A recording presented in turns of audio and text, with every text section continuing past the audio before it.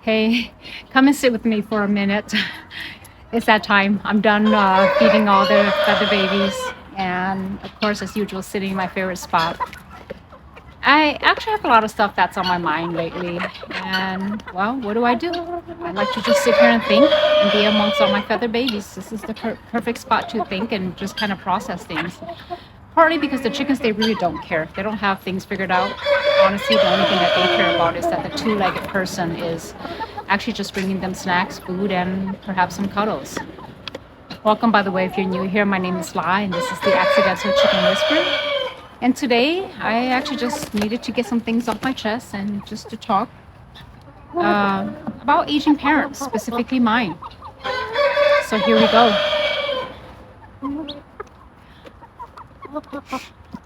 Come here. Let me grab her. She's bugging me, pecking at me. So last year, life here in Oregon just kind of moved way too fast for us. We were actually really busy with life, with the farm, the food cart, our own personal stuff like hiking and camping. That before we knew it, fall was almost right around the corner, and I realized that we actually just never made it back to the Midwest to see my family. So I insisted to my husband that we visit them, especially my parents, for the holiday season. Otherwise, time will just come and go, and we still haven't made the trip at all. So we did. We bought our tickets and flew out for about a week during the holiday season. And I'm really glad that we did. But I want to be, just honest, just thinking out loud here. Being there brought up a lot of stuff that I actually wasn't expecting. I noticed it with my mom first, the way that she moved, this little hesitation that she has now getting up off the couch. Her knees have been giving her problems a lot lately. It was actually pretty swollen, so we had to go to the doctor while I was there. And then just her wanting to cook for us some of our favorite dishes when we were kids, the one that only she knows how to make perfectly. But her hands were struggling with the grip, and it was really hard to watch. Like you don't know what to do with it, other than just to offer to help and have her teach us how she does it her way. Even though she tries sending us away, we can just only continue to help. I guess the most important thing is just being there with her despite some of her challenges lately. But my father, it's a little bit different. He was actually quite emotional in a way that I haven't seen him in a while. I think it's probably frustration. He's had health issues his entire life. And I just think that this time with all of us visiting, all 8 kids of us, we were all there. I'm wondering if it's weighing heavily on him. His own mortality is also facing him or staring at him in the face. And his reality that all of us adult kids, we're adults now. And then just being around all my siblings. You just look at everyone around the house. It's like we're not kids anymore. No one is sneaking outside to avoid chores or arguing over which channel to watch on TV. Here we were just sitting around the table, just making some decisions, talking about medical stuff, figuring things out together. Those are our reality. But at least dinner for the most part felt semi-normal. All of us around the table, 2 tables actually, just talking over each other, passing food around, picking food off each other's plate, laughing, teasing each other like the old days. Just like when we were kids again, fighting over certain things, toys, etc. And for that very brief moment, it felt like home.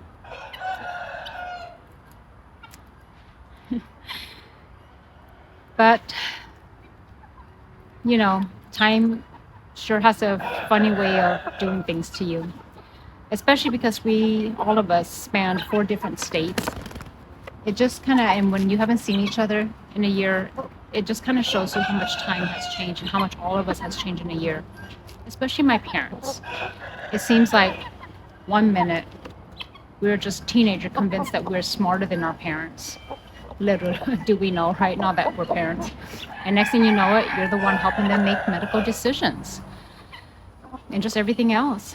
I mean, that shift, although I have to say that it did happen to me a little bit earlier, because I grew up in an immigrant household. My parents, we all came to this country early. Here I was as a kid translating for my parents, sitting in some appointment, barely understanding everything, but yet I was relaying information back and forth, sometimes in doctor's office between my parents and the doctor. Not because I was more capable, but just because I just knew or learned English a lot faster. I mean, my parents, they survived a war. They had uprooted their entire lives and started over in a country where they didn't even speak the language. I'm sure it was hard having to trust a little kid to speak for them. But this last visit, here I was talking to doctors and rearranging appointments for them again and just translating things again. And it's not that they don't understand English, they do, a lot better than back then. But I think in some way they still want us there. And perhaps they still lean on us. But the truth is, at least back then, they were younger and much healthier. Dealing with some of the ailments that they are now. In fact, just thinking, they were actually a lot younger than me. And back then, of course, being that age, they bounced back from just about any kind of medical affliction that they may have. And so it was just kind of strange just sitting there with this realization, though, that I am still their kid, even though I'm 50, but perhaps not in the same way that I was anymore. That's kind of hard to accept, I guess, in that reality. And I'm sure I'm not the only one that feels that way. Because both of my parents, they are in their 70s. And this past visit, I don't know. It felt like time had finally caught up with them, but in a very visible way. My mom, she has always been this kind of woman who I feel could do anything. I mean, that woman hunt, fish, prep, and catch faster than any of my 5 brothers and my dad, even on their best days. I mean, that's just that woman. I used to watch her carry a 100-pound bag on her back like it was nothing when I was a kid. And it was just so amazed and mesmerized by who she was, her strength. That this woman, capable of just lifting, doing anything. I'm sure a lot of it has to do with the fact that she was the youngest in her family and the one that her mom, my grandmother, relied on heavily, especially after my grandfather passed. So she just carried things because there were no sons around to help. And now, just watching her knees, giving her problems, can't stand, her grip is not what it used to. She loves her independence, but we worry about many things with her and my dad too, We worry about them getting hurt, especially if no one's around. Just kind of seeing her less strong than she was, especially knowing she was my age once, doing everything I just described. And in so many ways, that's very hard for me to accept. I've just been processing a lot of that. I'm not saying it to be dramatic. It's just that it's just true for me in my reality at the current moment. I mean, my parents, they used to talk a lot about losing their own parents when they were young. They grieve the fact that they were orphaned, no parents, when they still needed someone to shelter them. I've always thought of my parents, though, a lot like an umbrella for me. The thing that stood between me and whatever storm was coming my way, that protection, that comfort that I'm not going to get too wet. But I see that umbrella is slowly moving over our heads to now our hands. And knowing that shelter that I've always had, the one that helped me survive some of the worst storms of my life, is fading. I don't have a tidy way to wrap that up. It's just sitting there for me to accept. In the odd limbo of being not only their caretaker, but also their daughter at the same time. Of still needing them while becoming the one that they lean on. I guess Asian parents, right? My dad, and his health issues, that's not a new relationship. I mean, to be honest, for as long as I can remember, there's been always something with him. I remember being a child in Texas when we first came to this country and just watching him carry the weight of post-traumatic stress disorder, which now I know what it is. But it was his time fighting in the Vietnam War alongside with the Americans. And then after the war ended, uprooting his entire life and all of us and moving to an unknown location, unknown place. I mean, this country, US, this is my home for the last almost 50 years. Proud American. I'm grateful for everything. But I can't imagine what the fear and uncertainty must have felt like for them. The leaving, the starting over. I think in so many ways it took a toll on him in a way that showed up in his body just over times. He's had a liver transplant over 25 years ago. All other types of health issues, and even a couple years ago during the pandemic, he needed a triple heart bypass surgery. And now he's starting kidney dialysis. And there has been many moments where I thought, this is it. This is the time where we're going to lose him. I was going to lose a father. And somehow, we're still blessed to have him here with us. But I also see the frustration in him. He's tired. He's lived a very hard life, and it feels like his body just knows it. And all I can do now is just pray that he'll continue to have the fighting spirit he's had all these years. That as frustrated as things can be, he still wants to live, wants to be around for us, wants to see us, wants to probably watch my youngest sister walk down the aisle. All of this has been stirring up questions I didn't expect to be sitting with yet, but I'm now forced to. I asked the questions of how many more years I have now left with my parents, all of that. And then of course I start questioning my own mortality. How many more years do I have left also with my husband? Both he and I met and married in our 40s, second marriages. And I'll be honest with you, sometimes I feel a quiet envy towards people who get 50 years together, heck, even 25 years together. And I also know that that's not how it works. Nothing is ever guaranteed in life. I know that, but that still doesn't mean I don't feel it. You see, we actually lost our oldest son a couple of years ago, my stepson. He actually was, he was 29, a couple months shy of turning 30. A big, turning point in his life. Lots of great, big dreams. It was sad because one minute he was texting me about things, asking me questions about how to cook something, and the next, there was a knock at the door. 2 sheriffs showed up, standing there with a death notice. And that's still hard. I feel like I'm traumatized from that. But losing a child, though, even an adult child, it requires something in you. It really does dismantle the myth that living a long life is just the natural order of things, because sometimes it just isn't. And all you can do after something like that has happened to your family is just, and for us to honor his memory is to not waste the time that we have left with each other. And so now when I catch myself saying things like, I'll visit next time, I hear what I'm actually saying is, I'm saying, I'll wait. That waiting, like I'm just gonna get that second chance. But I should know better. I mean, I know better than that we don't. Just thinking though, for me, the fear really isn't dying or anything, at least for me. It's living a life full of regrets, and not saying what needed to be said, not going to the places and experiencing things that I've always wanted to do. Sometimes just not hiking that trail that calls to me, or cooking a simple meal over a campfire with my husband and our kids.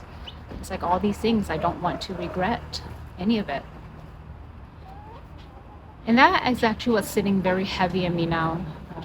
How much time has passed? That in a blink of an eye, a year has passed or 2. And just thinking out loud here though. But the specific regret that keeps coming up for me time and time again as I think about my life and my parents is sometimes just letting the opinions of others stop me from doing the things that I know in my gut I'm supposed to be doing. I mean, selfishly, or, as I've mentioned before, It took me years to just get on camera, really. Years, I mean, seriously, because I was afraid of the criticism. In fact, I even hesitated to launch a food cart because I'm not a trained chef. I'm going up against so many people, right? People who actually went to school for this. And here I was, decided I'm just going to do this.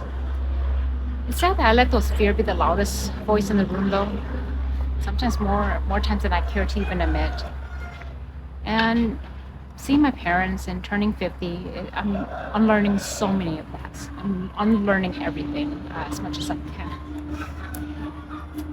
To not let those voices be louder than my own. And what I know is this, though, is that moments with the people who matter probably are more sacred, and their voices matters even more. And my parents, yes, they are aging. I'm really not a kid anymore, or at least a kid in that sense. And I'm accepting that, sitting with it instead of just flinching away from it. I guess that's the work right now, and I have to come to terms with it.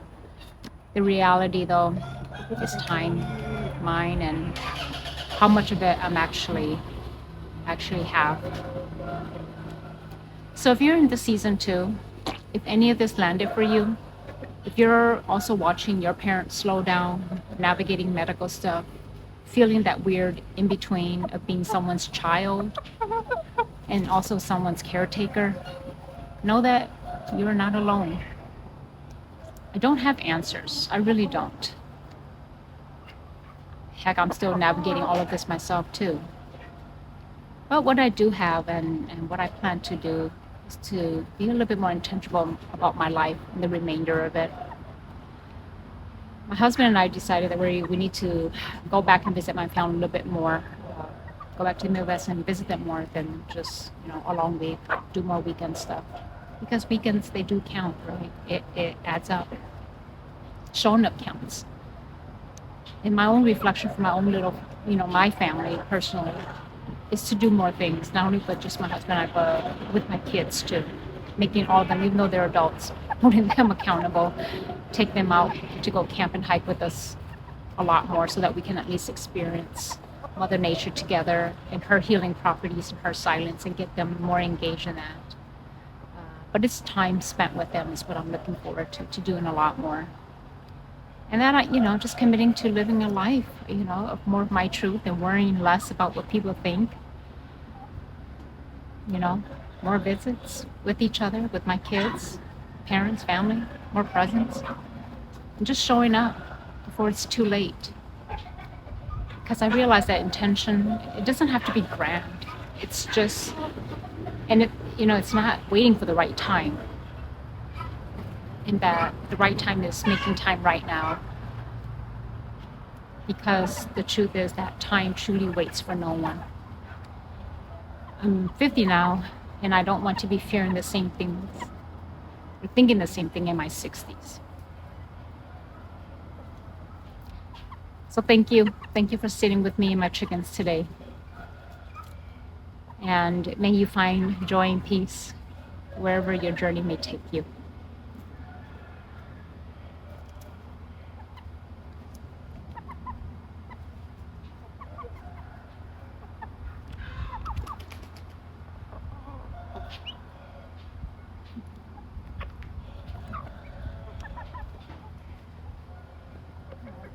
Oh, how's my Arthur? How are you? You okay? You doing good? Want to say hi? Say hi to my subscriber? No? I love you, Arthur.